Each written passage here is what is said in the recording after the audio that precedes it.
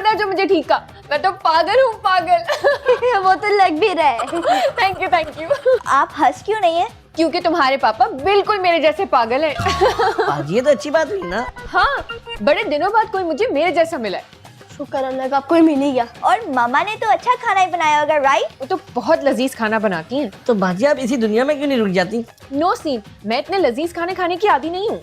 मुझे तो शदीद बेलज्जत खाने पसंद है। आप टेंशन न लें, मम्मा को कह दूंगा कि आपके लिए वो बहुत लज्जत खाना बना दे।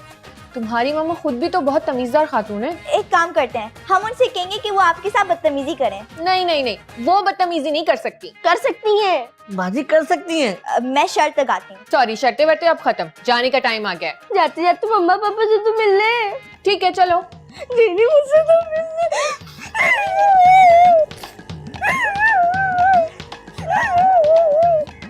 भाई वाह, मुझे तो बहुत मजा आया। और सलमान साहब, आप तो सुपर पागल है, सुपर पागल। जीनी प्लीज रुक जाओ ना यार। सॉरी यार, बाजी नहीं मान रही ना। मामा आप इतनी तमीजदार क्यों है? क्या मतलब? मम्मा कभी कभी इंसान को बदतमीजी दिखानी पड़ती है। अरे जैसे सलमान साहब। क्यों सलमान साहब? अरे मुझे तो लगता है आपकी बेगम ने आपकी जबान ही काट दी है। तुम मुझसे बात करो, मेरे शौहर से क्यों बात किए जा रही हो? जब से तुम आई हो पागल बनाया हुआ है मेरे शौहर को, ये बदतमीजी है।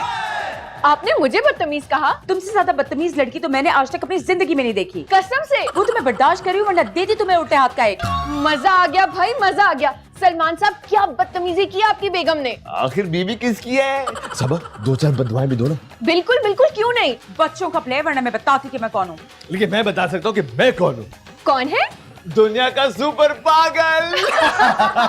सलमान, हंसना बंद करो और तुम निकलो मेरे घर से अभी और इसी वक्त। चलो। जीनी, मैंने फैसला कर लिया है, अब मैं यहाँ से कहीं नहीं जा रही हूँ। शुक्र है मेहरू बाजी ने हमारी दुनिया में रुकने के लिए फैसला कर लिया है। और अब हमें जीने की बेईमानियां भी बर्दाश्त करनी पड़ेंगी। और तुम्हें बर्गर भी नहीं मिल पाएगा क्योंकि सारा पावर तो मेरा बाजी ने ले लिया। मेहरू बाजी, आप प्लीज पावर वापस कर देना जीनी को। जीनी अभी छोटा है, उसे मालूम भी नहीं है कि अपनी जादुई ताकतें किस तरह इस्तेमाल करनी चाहिए।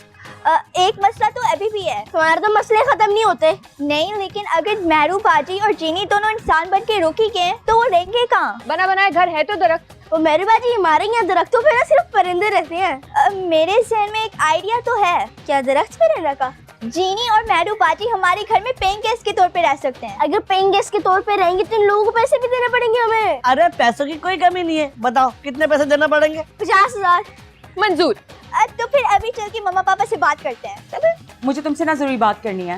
बोलो। सलमान, वो ना मुझे पैसे चाहिए, घर के लिए नई क्रॉकरी खरीदनी है। और जो पुरानी क्रॉकरी मेरे ऊपर मार मार के तुमने तोड़ दिया था, अब नई क्रॉकरी के साथ मारोगी? पैसे नहीं मेरे पास। तुम जेनी और क्या नाम है तुम्हारा? मेहरू। हाँ, तुम लोग वापस क्यों आ गए हो? असल में मम्मा, इनके पापा इनको यहाँ छोड़ के अमेरिका चले गए हैं और बोल कर गए कि ये लोग कहीं पर भी पेइंग गेस्ट के तौर पे रह लें। हम किसी को भी 50,000 तक दे सकते हैं पेइंग गेस्ट बनने के लिए। 50,000 रुपए? तुम लोग आराम से पेइंग गेस्ट बन के रहो। सलमान, हमारे पास एक ही गेस्ट रूम है। हाँ, तो हम वहीं रह जाएंगे। और अगर कोई और मेहमान आ गया बीच में तो? हाँ, या तो हम लाउंज में। या फिर दरख्त पे रह जाएंगे। दरख्त? Very good, I mean very funny. नहीं, आई एम रियली सॉरी, मैं कोई पेइंग गेस्ट नहीं रख सकती। अरे सबा 50,000 रुपए सिर्फ तुम्हारे होंगे। तुम अपनी मर्जी से शॉपिंग कर सकती हो और क्रॉकरी खरीद सकती हो। हाँ, अच्छा ये बात है।